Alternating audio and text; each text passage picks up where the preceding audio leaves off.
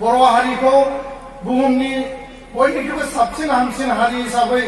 गेरेमसा माहारि हिसाबै जों जाहाथे गायसननानै लानो हायो आरो बिनि जि बिथा बे बिथाखौ जोङो रैखाथि होनायनि गेजेरजों आसामाव थानाय बे बर'फोरनो जोङो बिटिआर सुक्तिनि सिङाव जाय ओनसोलखौ लानानै जों जौगाहोनायनि सिमां नुदों आरो बिटिआर ओनसोलनि बाहेरायाव थानाय बर'फोरखौ लानानै बिथांमोननो राजखान्थियारि रांखान्थियारि हा हुनि मोनथाय होनायनि गेजेरजों बे बर' कसारि वेलफेयार काउन्सिल बे मोनसे अट'नमास काउन्सिल बेखौ दाफुंनायनि गेजेरजों कार्बि आंलंनि बर'फोरनि गोलाव समनि जेंना बिटिसि सुक्तियाव फैफानाय बे दफाखौ मावफुंनांगौनि थाखाय दिनैबो बेखौ मावफुंनो हायाखैमोन नाथाय बे गोरोबथायाव जोङो गासैखौबो सोसनजोबनानै मावफुंनानै लानो हादों। दा बे गोरोबथानि सोमोन्दै गासैबो बाथ्राफोरखौ जोंनि मानगोनां दुलाराय बर' फरायसा आफादनि बारग' आफादगिरि आरो सिगनेटरि लोगोसे एनडिएफबि प्रग्रेसिभनि आफादगिरि आरो सिगनेटरि बिथांमोन सानैबो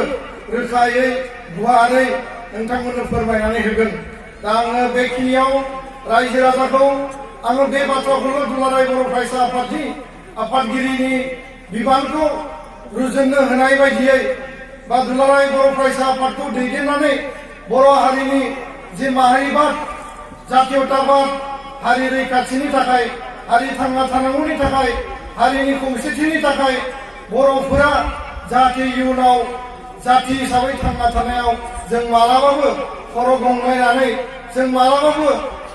जोङो गुबुननि आथिं सिङाव थानानै रायजो जानो गोनां जाया। जोंनि राव थुनलाइनिफ्राय लानानै जोंनि हा हुनिफ्राय लानानै जोंनि राजखान्थियारि अधिकारनिफ्राय लानानै सोलोंथाइ रांखान्थि समाज बेबस्था समाजारि थासारि गासैबो बिथिंखौ जोङो रोखा खालामनानै जोङो गोग्गोमै रायजो जानांगोन आरो दिनैनि समा रंजानायनि सम गोग्गानायनि सम आरो देरहासारनायनि सम। नाथाय बे बिटिआर सुक्तिनि गेजेरजों जोङो मोनसे आख' फाख' थासारियाव बयबो रायजो राजाफ्रा दिनै दङ जे जोङो सनितपुर ओनसोलनि बिश्वनाथ ओनसोलनि राय आफा रायजो राजा बिथांमोना बे गामिफोरा बे ओनसोलफोरा बे बिटिआर गोरोबथानि सिङाव फैगोन ना फैया बिनि सिमायाव बे बिटिआर सुक्तिनि सिमायाव बे गामिफ्रा हाबगोन ना हाबा बे बाथ्राखौनो लानानै सुक्तिनि सिगां सुक्तिनि उनाव प्रधान मन्त्रि फैनायसिम आरो पार्लियामेन्टनि बे सेसनाव दिनै राष्ट्रपतिनिफ्राय लानानै भारतनि प्राइम मिनिस्टारनिफ्राय लानानै दिनै बयबो बे सुक्तिखौ बाख्नायदों। नाथाय जोंनि रायजो राजाफोरनियाव मोनसे सोंलुआ जेब्लाबो थादों जे सनितपुराव थानाय बे हाग्रा ओनसोलनि गामि बे रेभिनिउ ओनसोलनि गामि गुबुन गुबुन जायगायाव गुबुन गुबुन ओनसोलाव गोसारनानै थानाय बे आइ आफा रायजो राजा बिथांमोना बे गोरोबथानि गेजेरजों अधिकारखौ मोनगोन ना मोना गामिया हाबसनगोन ना हाबसना बिएसि सुक्तियाव थालांबाय बिटिसि सुक्तियाव थालांबाय नाथाय थामथि बर' गोरोबथानि गेजेरजों बे गामिफोरा हाबसननांगौनि थाखाय जि मोनसे क्लज जि मोनसे दफा बेयाव होनाय दङ जे अल्टारेशन अफ बाउन्डारि बे क्लज नाम्बार 3 आव जे गामि सोसननाय आरो गामि दानख'नांगौनि जि बाथ्रा बे बिटिसि ओनसोलाव जागोन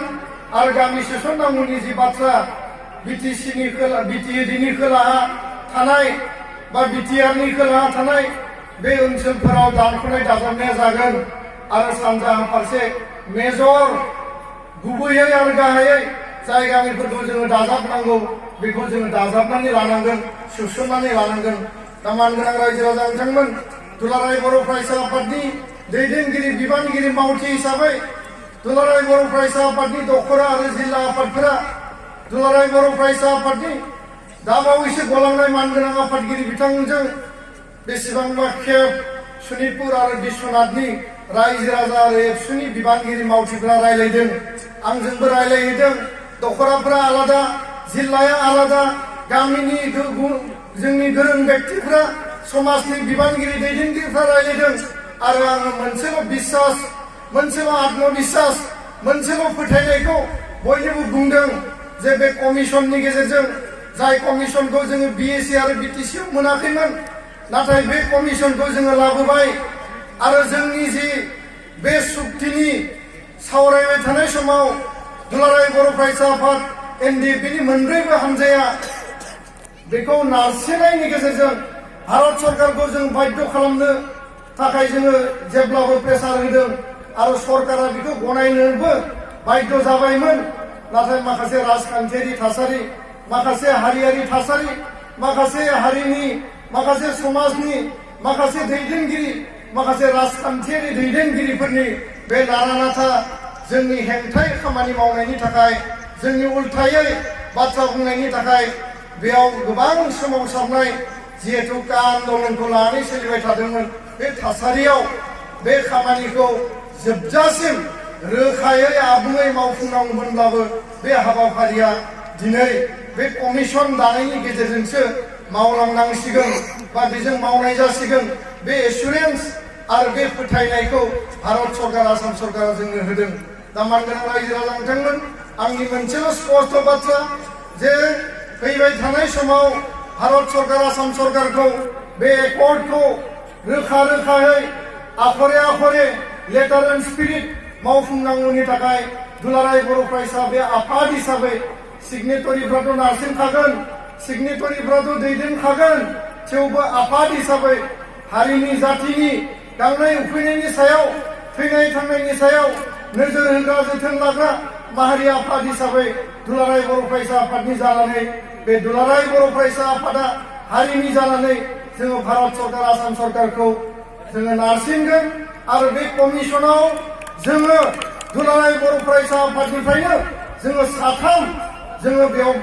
बे कमिसननि मेम्बार हिसाबै जोङो दाबिगोन होननानै जोङो थांखि लादों। आरो बेजों लोगोसे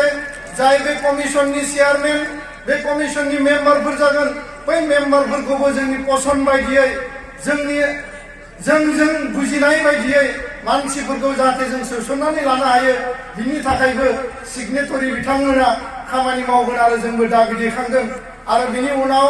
कमिसना जेब्ला फैगोन, बे फैनाय समाव जाहाथे रावबो गामिया, मोनसेबो सुबाया, मोनसेबो रेभिनिउ आरो फरेस्ट एरियानि गामिया बे कमिसननि बेरायनायनिफ्राय, कमिसननि मेम्बार चेयारमेना दावबायनायनिफ्राय जाहाथे थालाङा। मोनफ्रोमबो गामियाव कमिसना जाहाथे थांथारो आरो थांहोनायनि जे हाबाफारि बेखौ जोङो मावफुंगोन। बिनि उनाव कमिसनाव दान्थे बिदान्थे लजिक आर्गुमेन्ट जागोन, बबे गामिया हाबगोन, बबे गामिया हाबा, आरो बेखौ जोङो टेबोलाव जुद्ध नांगोन। बे मोनसे जोंनि आलादा दावहा जागोन। आरो बेनिखायनो दुलाराय बर' फरायसा आफादनियाव फोथायनायखौ लाखिनानै नोंथांमोननि गामिया हाबसननांगौनि थाखाय जोङो थोंजोङै खामानि मावगोन। नाथाय बेयाव मोनसे बाथ्रा लिरनाय दङ रायजो राजा नोंथांमोन, जे बिटिएडिनि कन्टिगुवास नांजाबनानै थानाय जायफोर ट्राइबेल पपुलेसन, बर'जों लोगोसे गुबुन ट्राइबेल, बे गासैबो ओनसोलफोरखौ नायगिदिंनानै सोसननायनि खामानिखौ मावनाय जागोन। बे बाथ्राखौबो रोखायै लिरनाय दङ। दा बेनिखायनो जोङो नार्भास जानाङा, जोङो दुरबल जानाङा, जोङो निराशा जानाङा, जोङो गोहो गोलोमदां जानानै गोसोआव दाद मोनसे बोलो लानानै फैबाय थानाय समाव 6 मासनि गेजेराव बे कमिसना जेराव जेराव थांगोन, बे कमिसना जाय जाय जायगाखौ नायगिदिंगोन, बे जायगाफोराव थांनानै जोङो खामानि मावनांगोन। बै जायगानि रायजो राजा आइ आफायाबो ओंखारबोनांगोन। गावबा गावनि दुखु खस्थ,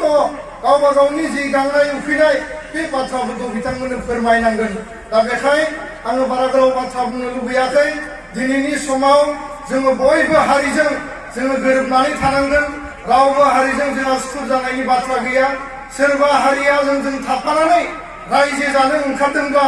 बिटिआरआव हाबनानै जोंजों जौगानायनि सिमां नुदोंब्ला, बै रायजो राजा, बै हारिसाफोरखौबो जों लानांगोन। তো ইয়াৰ কাৰণে মই ক'ব বিচাৰিছো, অনাগত দিনত বিটিআৰ অঞ্চলত যি শান্তিৰ এটা বাতাবৰণ আহিল, শান্তি যি চুক্তি হ'ল, ইয়াত অস্ত্ৰৰ যি আন্দোলন চলিছিল, এটা অস্থিৰ পৰিৱেশ আছিল, এইটো আজি নাইকিয়া হৈ গ'ল। সকলো অস্ত্ৰধাৰী যিখিনি সংগঠন আছিল, অস্ত্ৰ লৈ যি সংগ্ৰাম কৰিছিল, সেই সংগঠনবিলাকে আজি মূল খুঁটিত আহি পেলাই ভাৰত চৰকাৰ, অসম চৰকাৰৰ লগত ত্ৰিপাক্ষিক যি চুক্তি কৰিলে, ইয়াৰ দ্বাৰা অস্ত্ৰ যি সম্বৰণ কৰিলে, আৰ্মছ লে ডাউন কৰিলে, আজিৰ তাৰিখত এই বড়োভূমিত, এই বিটিআৰ অঞ্চলত অস্ত্ৰৰ আন্দোলন নাইকিয়া হৈ গ'ল। আৰু ইয়াৰ লগে লগে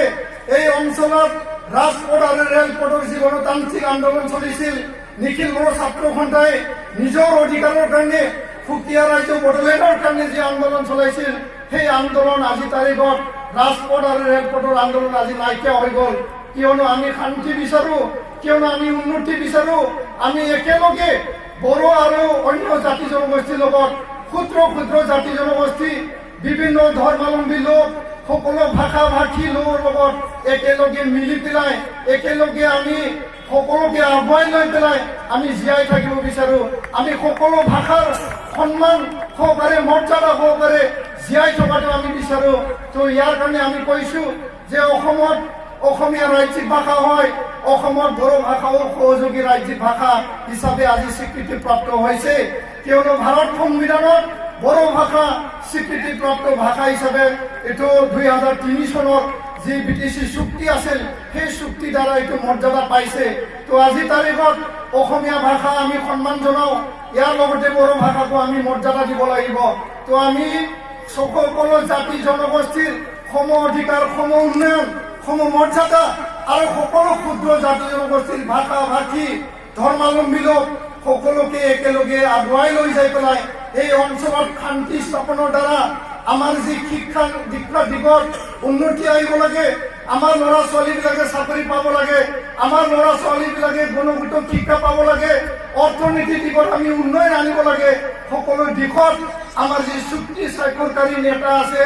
আমাৰ গোবিন্দ বসুমতাৰী ডাঙৰীয়া, প্ৰমোদ বড়ো ডাঙৰীয়া, ৰঞ্জন দৈমাৰী, ধীৰেন বড়ো, বি চৌৰাইগা, তেওঁলোকৰ নেতৃত্বত এটা নতুন ৰাজনৈতিক পৰিৱৰ্তন আহক, নতুন এটা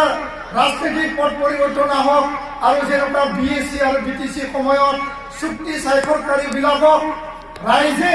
মেণ্ডেট দিছিল, ৰাইজে দায়িত্ব দিছিল, আপোনালোকে চলাওক আৰু এই অঞ্চলত শান্তি, উন্নতি, প্ৰগতি, সেই অঞ্চলত যি পিছ পৰি আছে, সেই অঞ্চলত যিখিনি অনুষ্ঠান প্ৰতিষ্ঠান আমি পাইছো, সকলো দিশ, সকলো চুক্তিৰ যিখিনি দফা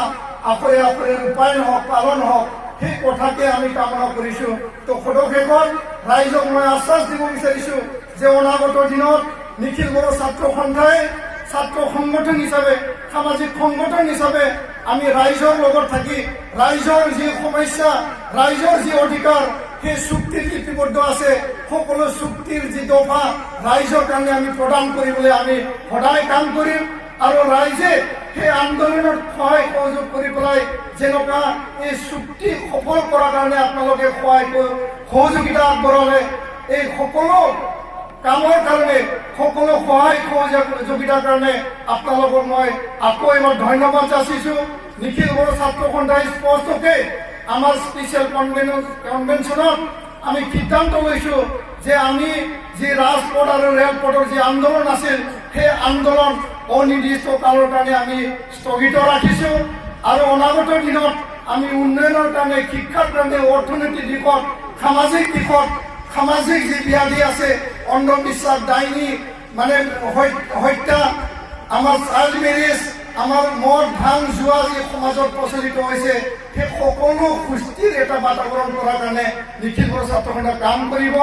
NDAP কেডাৰৰ ওপৰত যি কেছ আছে, ভাৰত চৰকাৰ, অসম চৰকাৰক আমি আহ্বান জনাইছো অতি শীঘ্ৰে এই চুক্তিক সন্মান দি পেলাই তেওঁলোকৰ কেছ সমাপ্ত কৰিব লাগে। তেওঁলোকৰ কাৰণে যি ৰিহেবিলিটেশ্যন পেকেজ ঘোষণা কৰা আছে, অতি সোনকালে তেওঁলোকক প্ৰদান কৰিব লাগে। আৰু লগতে অনাগত দিনত যি এক্স গ্ৰেচিয়া মাৰ্টিয়াৰবিলাকৰ ঘোষণা কৰা হৈছে, এইটোকে প্ৰদান কৰিব লাগে বুলি আমি অসম আৰু ভাৰত চৰকাৰক আমি আহ্বান জনাইছো। তো মই